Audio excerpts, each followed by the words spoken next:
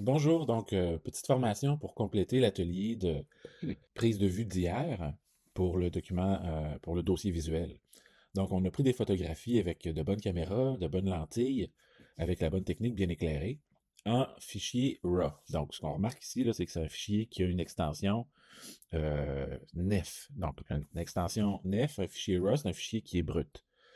C'est-à-dire qu'il n'y a pas il y a pas de transformation qui est opérée sur le fichier par l'appareil photo. Donc, ce sont des données vraiment brutes, ce qui fait en sorte qu'on a un fichier qui est de très bonne qualité, mais qui est non développé.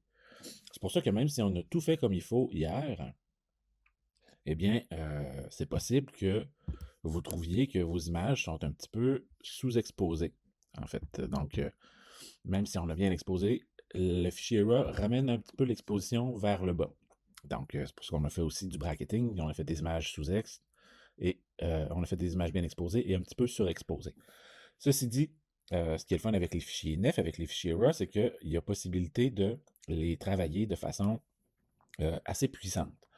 Donc, je vais prendre la peinture de Maïli ici, puis on remarque que ben, mon blanc, il est blanc, mais que je suis sous-exposé.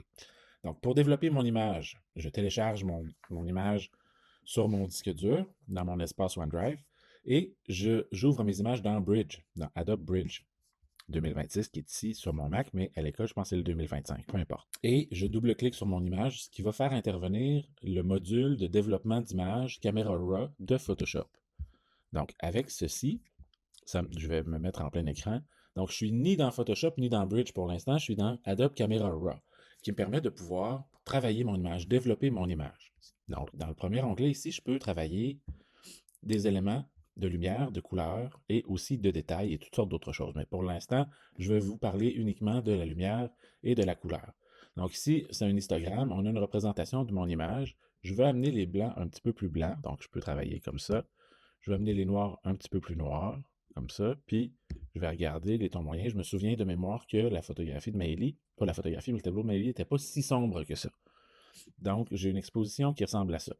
Donc, on voit, là, j'ai travaillé dans l'histogramme pour amener les blancs le plus blanc possible, les noirs le plus noir possible. Donc, ce que ça donne, c'est que j'ai augmenté mon exposition à 1.80. Ça n'a pas joué sur le niveau de contraste. Je vais augmenter un peu le contraste. Les tons clairs sont bien clairs, ça va. Les tons foncés sont bien foncés également. Mes blancs sont bien blancs. Donc, je travaille l'exposition, le contraste, les tons clairs, les tons foncés, les blancs et les noirs. Je vais mettre les noirs un peu plus foncés, par goût personnel. Je peux aussi avec euh, l'onglet ici, c'est l'outil de recadrage. Donc, avec l'outil de recadrage, je peux redresser les perspectives qui sont difficiles à obtenir directement dans l'appareil photo. On voit que mon image n'est pas tout à fait carrée.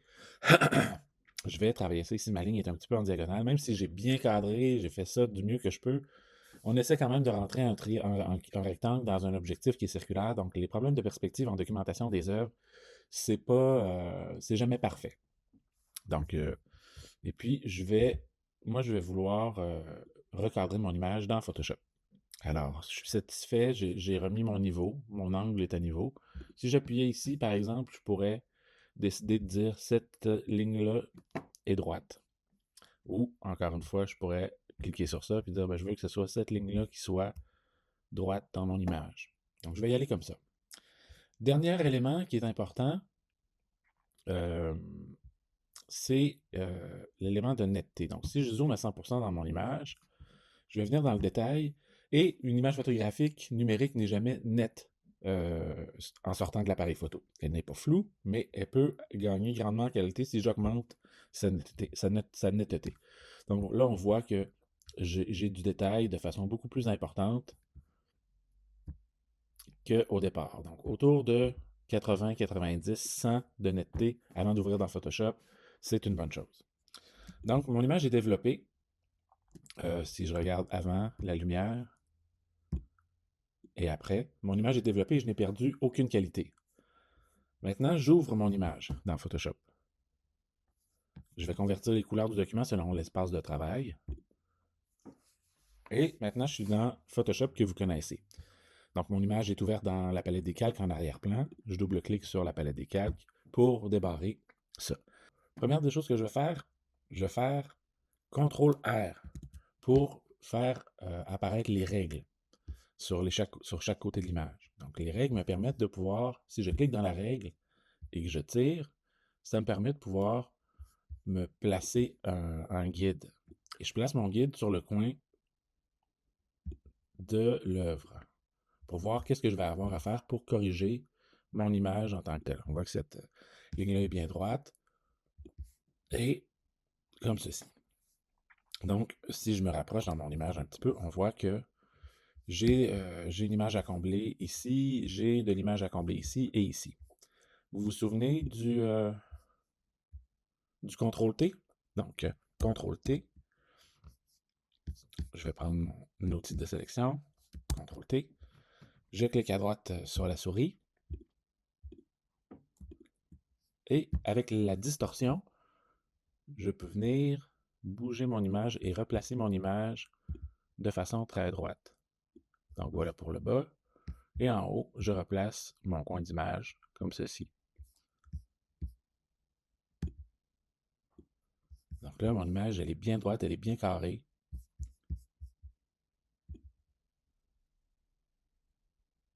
Comme ceci.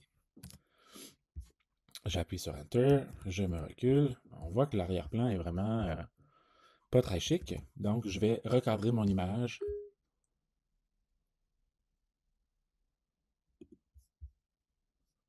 Selon les guides. Alors, je prends l'outil de recadrage qui est ici et je me déplace. Je passe sur Enter.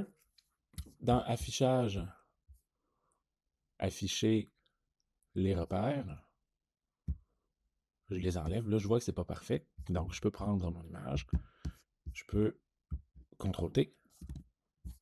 Et je peux l'agrandir un tout petit peu pour remplir les espaces. Comme ceci. Je suis satisfait. Maintenant, je vais me faire un enregistrement en format TIFF pour avoir une documentation de très haute résolution, de très haute qualité. Donc, je vais enregistrer sous. Dans mes documents visuels, je vais me faire un dossier avec toutes mes TIFF, puis je vais renommer ça. Je ne sais pas c'est quoi le titre de cette œuvre-là. Donc, ça peut être un TIFF ou un PSD. On va appeler ça, mettons, Fantôme. Mettons que c'est le titre de mon œuvre. Et je me fais un TIFF. J'enregistre ça. Donc, à ce moment-là, j'ai une documentation visuelle terminée de mon travail en haute résolution. Je pourrais toujours faire des copies à partir de cette source-là, cette documentation source-là.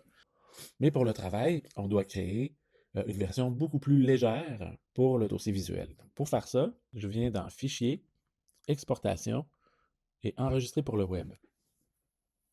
Donc, vous voyez cette image-là, très grande, très grosse, très lourde. Elle fait, en JPEG, elle va faire 10 MB. Nous, on veut que ce soit entre 1 et 2 MB maximum.